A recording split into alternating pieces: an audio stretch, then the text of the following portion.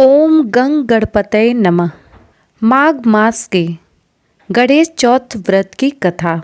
आइए सुनते हैं भगवान श्री गणेश जी के जन्म की कथा।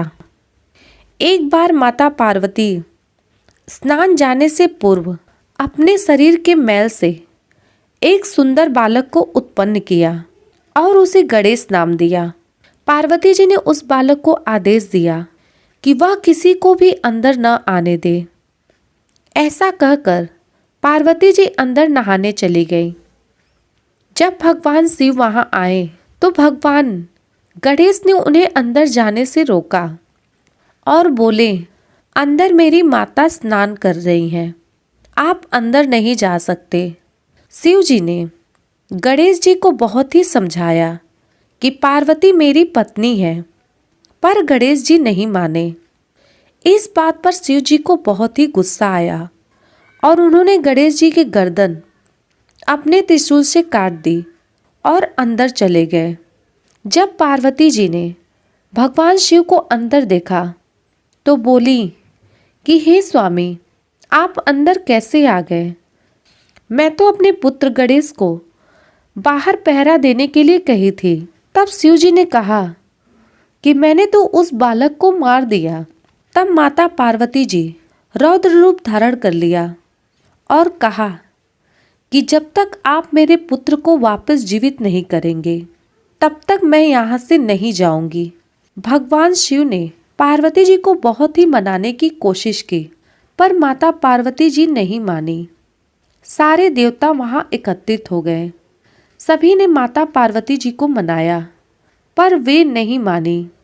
तब भगवान शिव ने विष्णु भगवान से कहा कि किसी ऐसे बच्चे का सिर लेकर आए जिसकी माँ अपने बच्चे की तरफ पीट करके सो रही हो। तब भगवान विष्णु ने गरुड़ जी को आदेश दिया कि ऐसे बच्चे को खोजकर तुरंत उसकी गर्दन लाया जाए। गरुड़ जी के बहुत ही खोजने पर एक हथनी ऐसी मिली कि जो अपने बच्चे की तरफ पीट करके सो रही थी। गरुड़ जी ने तुरंत उस बच्चे का सिर लिया और भगवान शिव जी के पास आ गए।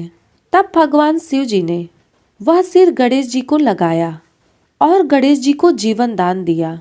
साथ में यह वरदान भी दिया कि आज से कहीं भी कोई भी पूजा होगी उसमें भगवान गणेश जी की पूजा सर्वप्रथम होगी।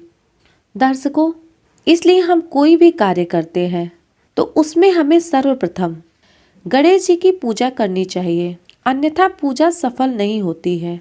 सकट व्रत यानी कि गणेश चौथ व्रत की दूसरी कथा। एक समय की बात है कि राजा हरिश्चंद्र के राज में एक कुम्हार था। वह मिट्टी के बर्तन बनाता था। वह जब बर्तन बनाकर आवे में लगाता तो आवे में बर्तन ही नहीं पकता, वह बर्तन कच्चे ही रह जाते।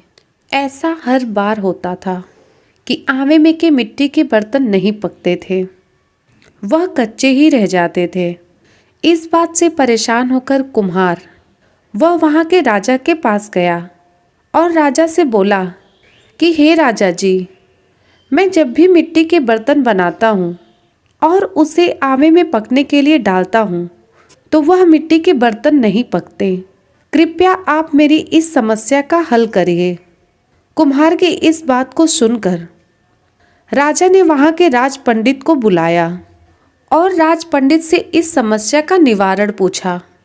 तब राज पंडित ने इस समस्या का हल बताते हुए कहा कि जब भी कुम्हार मिट्टी के बर्तन पकाने के लिए आवा लगाए तो सर्वप्रथम उसमें एक बालक की बलि दी जाए, फिर आवा लगाया जाए तो मिट्टी के बर्तन पक जाएंगे। इस बात को सुन राजा ने नगर में घोषणा करवा दी कि जब भी कुम्हार आवा लगाए तब गांव के लोगों को अपने बच्चे में से एक बच्चा बलि के लिए कुम्हार को दे। राजा के आदेश अनुसार जिस भी परिवार की बारी आती वह अपने बच्चे में से एक बच्चा कुम्हार को बलि के लिए दे देता। एक बार एक बूढ़ी अम्मा की बारी आई जो उसी गांव में रहती थी। उसका एक ही औलाद था। जो उसके जीवन का सहारा था। वह इस बात से बहुत दुखी और बहुत ही परेशान थी। वह विलाप कर रही थी, पर राजा के आज्ञा के आगे विवश थी। जिस दिन गणेश चौथ व्रत यानी कि सकट व्रत था, उसी दिन उसके पुत्र की बलि देनी थी। वह अब इस बात से चिंतित थी। अचानक उसे एक उपाय सूझा। वह अपने पुत्र को सकट की सुपारी तथा दूब का बीड़ा देकर कहा कि हे बेटा, तुम भगवान का नाम लेकर आवे में बैठ जाना। सकट माता तेरी रक्षा करेंगी। सकट के दिन बालक आवा में बैठ गया और बुढ़िया सकट माता के सामने बैठकर पूजा प्रार्थना करने लगी। पहले तो आवा पकने में कई दिन लग जाते थे, पर इस बार सकट माता की कृपा से एक ही रात में आवा पक गया। अगले दिन सुबह हुआ।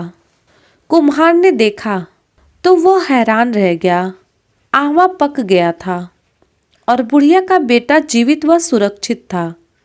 सकट माता की कृपा से नगर के अन्य बालक भी जी उठे और यह देख नगर वासियों ने माता सकट की महिमा स्वीकार कर ली और तब से आज तक सकट माता की पूजा और व्रत का विधान चला आ रहा है। बोलो सकट माता की जय।